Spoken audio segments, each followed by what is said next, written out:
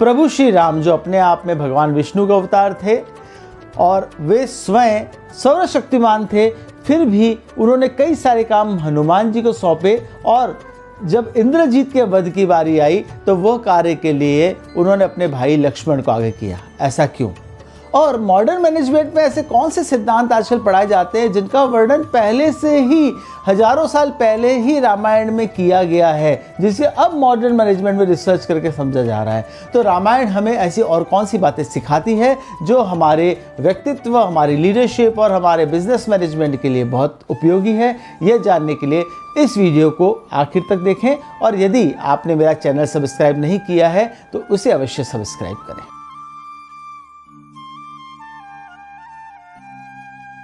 नमस्कार, मैं हूं मोटिवेशन गुरु सुशील चौधरी।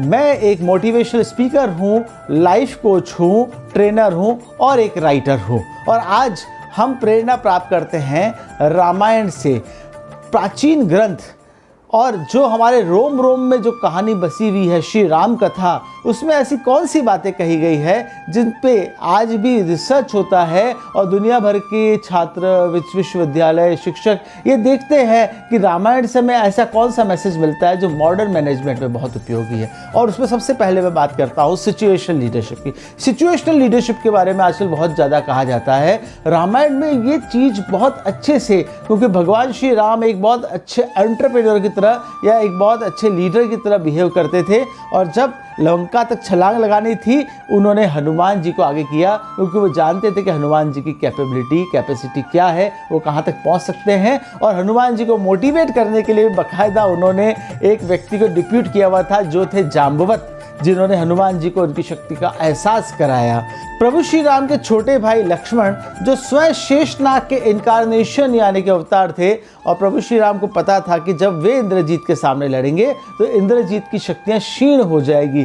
इसलिए जब रावण का वध तो प्रभु श्री राम ने स्वयं किया, पर उसके पुत्र इंद्रजीत के वध के लिए उन्होंने लक्ष्मण को आगे किया। जबकि कई जगह ऐसे लीडर होते हैं जो सारा काम खुद करना चाहते हैं, सारा श्रेय खुद लेना चाहते हैं, पर प्रभु श्री राम सारा श्रेय खुद न लेकर वो अपने टीम मेंबर्स के बीच में वो श्रेय बांटा करते थे। जैसे कि नल और नील को लंका तक राम सेतु बनाने का काम सौंपना, और आज भी नल और नील को राम सेतु के आर्किटेक्ट के तौर पे याद किया जाता है। जबकि ये प्रभु राम के नाम की महिमा थी कि वो पत्थर भी पानी पर तैर रहे थे। प्रत्येक व्यक्ति के कंट्रीब्यूशन को रिकॉग्नाइज जो प्रभु श्री राम करते थे, जो रामायण के अंदर वर्णित है, वैसा बहुत ही कम देखने को मिलता है। और आज के मैनेजर से, आज के लीडर से ऐसी ही अपेक्षा की जाती है। केवट ने प्रभु श्री राम को गंगा के पार पहुंचाया था। वो एक मल्लाह थे जो नाव चलाते थे, परंतु उस नाव चलाने वाले मल्लाह को भी प्रभु ने इतना महत्व दिया, उसे कार्य की, श्रम की प्रभु श्री राम ने इतनी प्रशंसा करी कि आज भी केवट को याद किया जाता है। ऐसा कहा जाता है कि कभी कभी भगवान को भी भक्तों से काम पड़े, जाना था गंगा पार प्रभु केवट की नाव चढ़े। जटायु ने सीता माता को बचाने के लिए अपना जीवन दे दिया। रावण के सामने लड़ाई में जटायु असफल रहे, परंतु जटायु ने अपने आप को उस समय तक जीवित रखा जब तक प्रभु श्री राम वहां स्वयं न आए और जटायु ने यह न बताए कि रावण ने सीता का हरण किया है। इसलिए असफल रहने वाले जटायु की सूचना ही प्रभु श्री राम का मुख्य स्रोत थी, जिससे वो जान पाए कि सीता माता का हरण किसने किया है। वहीं हम बात करते हैं प्रभु श्री राम और सुग्रीव की दोस्ती की। जब प्रभु श्री राम ने सुग्रीव को दोस्त बनाया तब सुग्रीव कुछ भी नहीं थे। कुछ भी नहीं का अर्थ यह है कि वो जंगलों में भटक रहे थे, उनके पास न मजबूत सेना थी, न कोई राज्य था, न कोई पद था। तब भी प्रभु श्री राम ने सुग्रीव को अपना दोस्त बनाया और सबसे पहले सुग्रीव के लिए रास्ता सुगम किया कि वो अपने राज्य का, किष्किंधा का राज्य फिर हासिल कर सके और वहाँ के राजा बन सके। हम किसी व्यक्ति से दोस्ती तब करते हैं जब उसके पास कुछ होता है, तब हम ये कामना करते हैं कि उसके पास कुछ है और हम उससे दोस्ती करेंगे तो हमें कुछ मिलेगा। प्रभु श्री राम ने सुग्रीव से दोस्ती तब करी जब सुग्रीव के पास कुछ भी नहीं था। सुग्रीव के लिए सब सुलभ किया कि वो अपने राज्य के राजा बन पाए। उसके बाद सुग्रीव से हेल्प ली, उसके बाद सुग्रीव से मदद ली। हम दुनिया में किस प्रकार से दोस्त बनाते हैं और किस प्रकार से उनसे मदद लेते हैं, यह महत्वपूर्ण है। इसलिए सुग्रीव ने अपने सारे संसाधन प्रभु श्री राम की सेवा में झोंक दिए। यदि सच्ची दोस्ती चाहते हो तो ये मत देखिए कि दोस्त के पास क्या है, यह देखिए कि मैं अपने इस दोस्त के लिए क्या कर सकता हूँ। और जब राम सेतु बन रहा था, तब जब सारे वानर पत्थर उठा उठा कर समुद्र में डाल रहे थे और प्रभु श्री राम के जयकारे कर रहे थे, तब एक गिलहरी भी काम में लगी हुई थी और प्रभु श्री राम ने उसके काम को व्यर्थ नहीं जाने दिया। उस गिलहरी को भी पास बुलाकर उसके ऊपर हाथ फेरकर अपनी उंगलियों के निशान उस पर छोड़े, ताकि सदा ही जब भी गिलहरी को देखें तो उनका प्रभु श्री राम के प्रति समर्पण हमें याद आए। प्रभु श्री राम प्रत्येक समर्पण का महत्व जानते थे, चाहे वो कितने छोटे स्तर पर या कितने छोटे जीव द्वारा भी क्यों न किया गया हो। साधारणतया राजाओं की बहुत सारी पत्नियां हुआ करती थी और प्रभु श्री राम जो अपने पिता को देवतुल्य मानते थे, उनके पिता की भी 3 पत्नियां थी। और ऐसा भी हुआ कि प्रभु श्री राम के बाद भी कई सारे राजाओं की कई सारी पत्नियां हुई, पूर्व में भी कई सारी पत्नियां थी, परंतु प्रभु श्री राम ने एक पत्नी व्रता स्वयं को घोषित किया और सीता माता के अलावा किसी और से विवाह नहीं किया। यानी कि हमारी वैल्यूज़ अपनी होती है। आज के ज़माने में ऐसा होता है ना, जब हम दूसरों को देखते हैं तो कहते हैं जब सब कर रहे हैं तो हम क्यों ना कर लें, पहले वालों ने भी ऐसा किया, बाद वाले भी ऐसा कर सकते हैं, मेरे आसपास वाले भी ऐसा करते हैं। परंतु प्रभु श्री राम के लिए ये सब चीज़ें मायने नहीं रखती थी। उनके लिए यह मायने रखता था कि वो किन वैल्यूज़ में, वे किन आदर्शों में विश्वास रखते हैं, बजाय इसके कि उनके पूर्व के लोगों ने, उनके पिताजी ने, उनके आसपास के लोगों ने किन आदर्शों का पालन किया, उनसे भी अच्छे आदर्श अपनाते थे, ये नहीं देखते थे।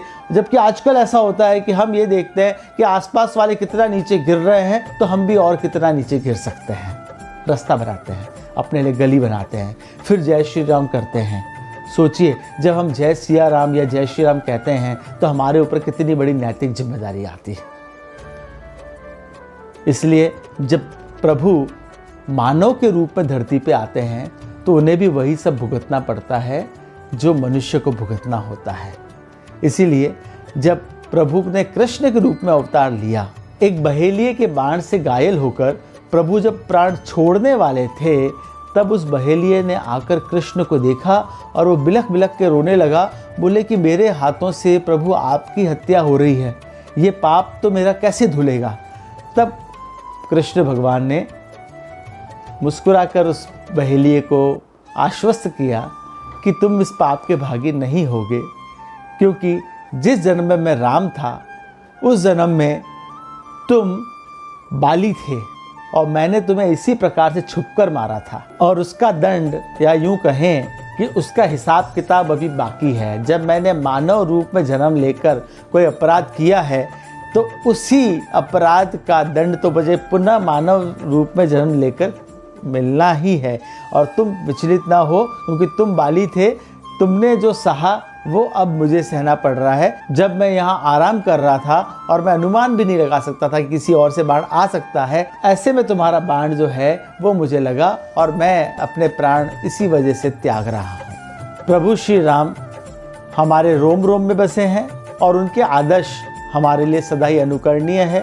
और रामायण आज की लीडरशिप और आज के मैनेजमेंट को भी वो सब सिखा सकती है जो मैनेजमेंट की बड़ी बड़ी किताबों में या फिर बड़े बड़े रिसर्च पेपर्स में भी शायद नहीं मिलता। इसीलिए आजकल किताबों में भी उसका उल्लेख होता है और रिसर्च पेपर में भी रामायण और महाभारत से क्या सीखते हैं इस बारे में बात की जाती है। तो इसी तरीके से हम प्रभु श्री राम के स्थापित आदर्शों का पालन करते रहें, अपने समाज को, अपने देश को, अपने परिवार को, सभी को और बेहतर बनाएं और मानव कल्याण के लिए कार्य करें। यदि आपको ये वीडियो पसंद आया हो तो इस वीडियो को लाइक कीजिएगा, शेयर कीजिएगा अपने मित्रों और मिलने जुलने वालों के बीच में, और कमेंट में यदि कुछ लिखना चाहें तो लिखें, नहीं तो कम से कम जय सिया राम या जय श्री राम ज़रूर लिखिएगा। आप सभी से मैं अनुमति लेता हूं। मैं मोटिवेशन गुरु सुशील चौधरी आपसे पुनः मिलूंगा और किसी नई मोटिवेशन टॉक के साथ में। आप सभी को बहुत बहुत धन्यवाद। जय सिया राम।